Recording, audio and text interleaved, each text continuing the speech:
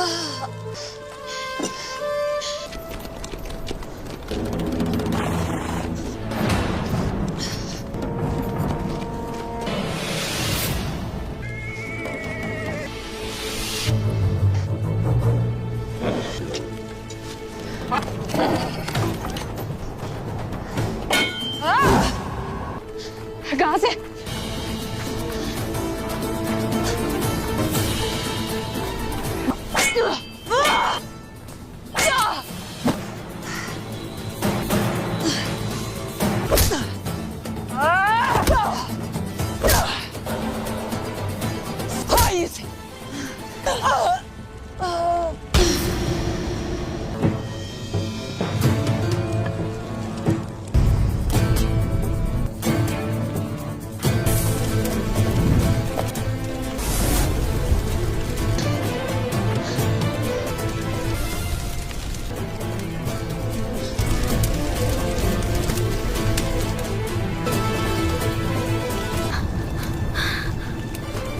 Gazi.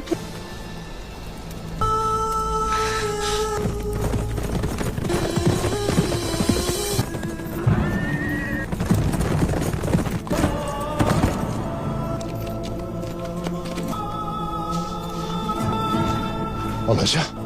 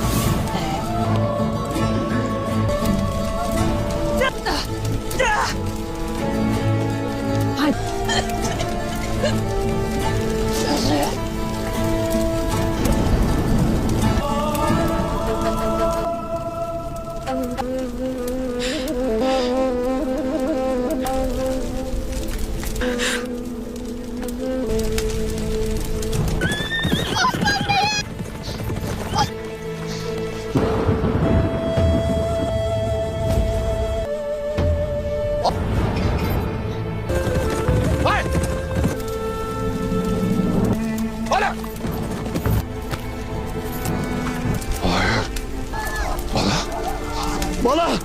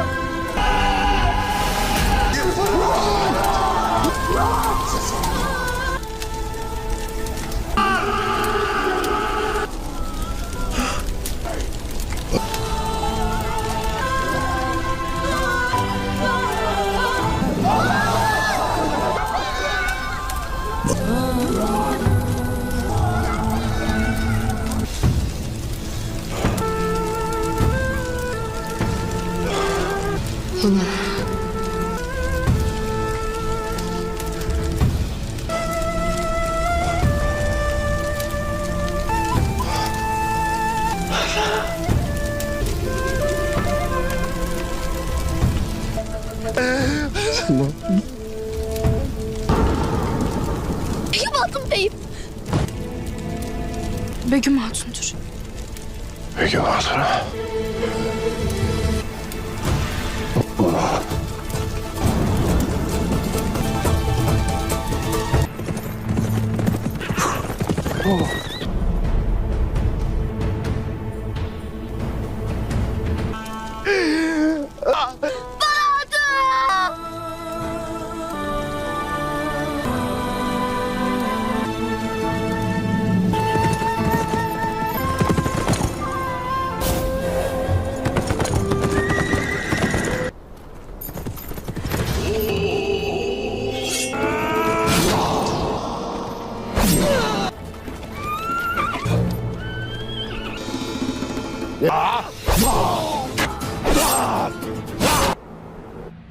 बात।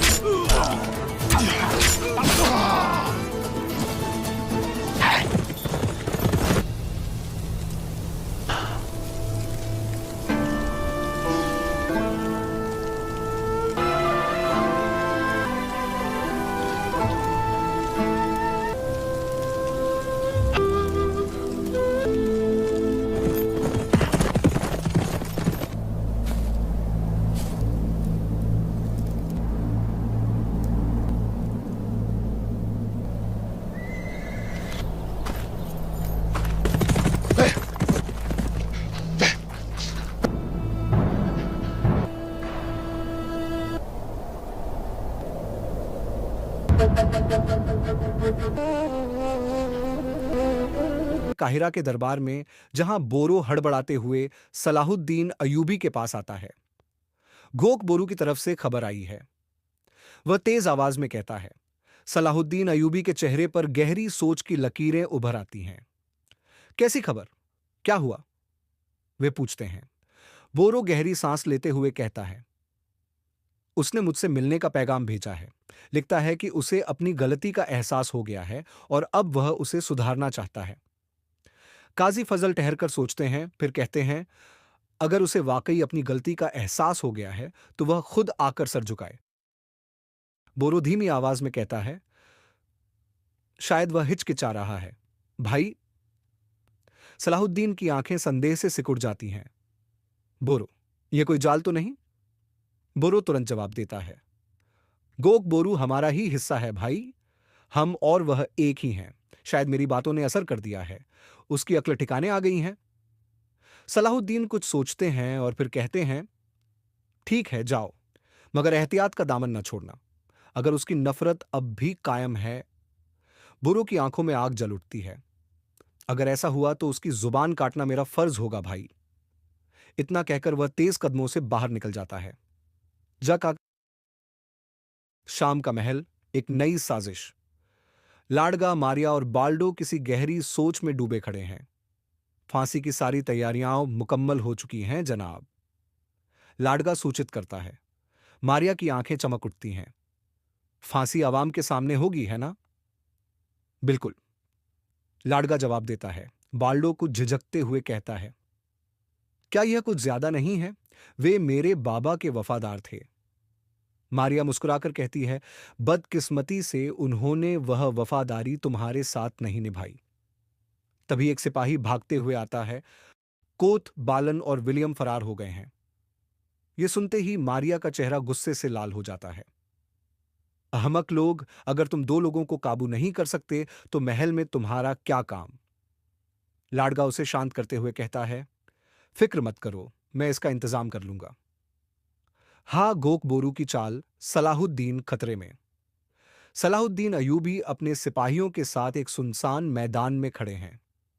यहां लड़ाई के कोई निशान नहीं है मेरे सुल्तान, एथस कहता है। तभी चारों तरफ से गोक बोरू और उसके आदमी निकलते हैं और सलाहुद्दीन को घेर लेते हैं। गोक बोरू की तलवार सीधे सलाहुद्दीन की गर्दन पर आ टिकती है। तो तुमने यह भी कर डाला गोक बोरू? यह लालच और हसद किस लिए? सलाहुद्दीन कहते हैं। गोक बोरू की आंखों में नफरत जल रही होती है। जब तुमने मुसलमानों के हक का सोना मुझसे छुपाया, तब क्या तुम्हें अपने भाइयों का ख्याल था? सलाहुद्दीन गहरी सांस लेते हैं। तुम बहुत बड़ी गलती कर रहे हो गोक बोरू। मैं अल्लाह से दुआ करता हूं कि वह तुम्हारी आंखें खोल दे, इससे पहले कि बहुत देर हो जाए। गोक बोरू दहाड़ता है। मैंने जो देखना था देख लिया, अब इसका फैसला तलवार करेगी। वह तलवार उठाता ही है कि रुको गोक बोरू। अचानक एक कड़कती हुई आवाज गूंजती है। बोरो अपने घोड़े को सरपट दौड़ाते हुए वहां आ पहुंचता है। तुम्हारे भाई को छोड़ो, वरना मुझसे बुरा कोई नहीं होगा। बोरो चेतावनी देता है, लेकिन गोक बोरू की आंखें बदले की आग में जल रही हैं। जो भी हमला करे उसे मार गिराओ, चाहे कोई भी हो। सलाहुद्दीन बोरो को देखते हैं और धीमे से कहते हैं, बोरो, सब कुछ तुम्हारे सुपुर्द है। हमारा रास्ता, हमारा मकसद, हमारी दुआ। बोरो की आंखें गोक बोरू पर टिक जाती हैं। गोक बोरू, तलवार नीचे करो। लेकिन तलवार चल जाती है। खून की बूंदें जमीन पर टपकती हैं। सबकी निगाहें जम जाती हैं। और हारिस का, तो किसकी तलवार चली? कौन घायल हुआ? कौन गिरा? हाल वटत साहब, यह सब जानने के लिए इंतजार कीजिए अगले एपिसोड का। अगर आपको यह एपिसोड पसंद आया हो तो वीडियो को डैन लाइक करें, चैनल को सब्सक्राइब करें और बेल आइकन दबाएं ताकि आपको हर नया एपिसोड सबसे पहले मिले। अल्लाह हाफिज। बाला खातून, अलाउद्दीन, गोंजा खातून और हलो फिरा ने मिलकर चालाकी से सोफिया को पकड़ लिया है। दूसरी तरफ उस्मान बे ने बहादुरी दिखाते हुए बाला खातून को कैद से आजाद कराया और उसे कबीले में वापस लाए। कबीले में मातम पसरा हुआ था, लेकिन बाला खातून की वापसी ने इस मातम को खुशी में बदल दिया। बाला खातून के दिल में अब सिर्फ एक ही मकसद था, हलीमा खातून को हर हाल में जिंदा वापस लाना। लेकिन यह रहस्य सिर्फ सोफिया के पास था। इसी वजह से बाला खातून ने सोफिया को पकड़ने के लिए एक गुप्त योजना बनाई और वह इसमें कामयाब भी रही। लेकिन अब समस्या यह थी कि सोफिया किसी भी हालत में यह राज खोलने को तैयार नहीं थी। उसे अच्छी तरह मालूम था कि अगर उसने हलीमा खातून के ठिकाने का पता बता दिया तो बाला खातून उसे मौत के घाट उतार देगी। हकीकत यह थी कि हलीमा खातून को सोफिया ने किले के अंदर बंद कर रखा था। सोफिया का अंत तभी होगा जब हलीमा खुद उस कैद से निकलकर वापस आएगी। यह साफ है कि अब सोफिया का किरदार इस कहानी से खत्म होने वाला है। इसके साथ ही एक नया और ताकतवर बाजंतीनी कमांडर इस सीरीज में दस्तक देने वाला है। दूसरी ओर मंगोल कमांडर उल्गान यागन ने तुर्क कबीलों को मुश्किल में डाल दिया है। उसने अपने नौकरों की मदद से बड़ी साजिशें रची हैं और वह अपनी अलग सत्ता कायम करने की कोशिश में लगा हुआ है। उस्मान बे ने उसे हराने के लिए एक गुप्त योजना बनाई थी, लेकिन मंगोलों की भारी तादाद और उनकी चालाकियों के कारण यह योजना नाकाम हो गई। जब उस्मान बे, अस्सलाम वालेकुम नाजरीन। इस एपिसोड की शुरुआत होती है काहिरा के दरबार में, जहां बोरो हड़बड़ाते हुए सलाहुद्दीन अयूबी के पास आता है। गोक बोरू की तरफ से खबर आई है। वह तेज आवाज में कहता है।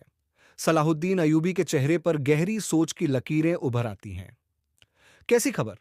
क्या हुआ? वे पूछते हैं। बोरो गहरी सांस लेते हुए कहता है, उसने मुझसे मिलने का पैगाम भेजा है। लिखता है कि उसे अपनी गलती का एहसास हो गया है और अब वह उसे सुधारना चाहता है। काजी फजल ठहरकर सोचते हैं, फिर कहते हैं, अगर उसे वाकई अपनी गलती का एहसास हो गया है तो वह खुद आकर सर झुकाए। बोरो धीमी आवाज में कहता है, शायद वह हिचकिचा रहा है। भाई। सलाहुद्दीन की आंखें संदेह से सिकुड़ जाती हैं। बोरो, यह कोई जाल तो नहीं? बोरो तुरंत जवाब देता है, गोक बोरू हमारा ही हिस्सा है भाई। हम और वह एक ही हैं। शायद मेरी बातों ने असर कर दिया है। उसकी अक्ल ठिकाने आ गई हैं। सलाहुद्दीन कुछ सोचते हैं और फिर कहते हैं, ठीक है, जाओ, मगर एहतियात का दामन न छोड़ना। अगर उसकी नफरत अब भी कायम है। बोरो की आंखों में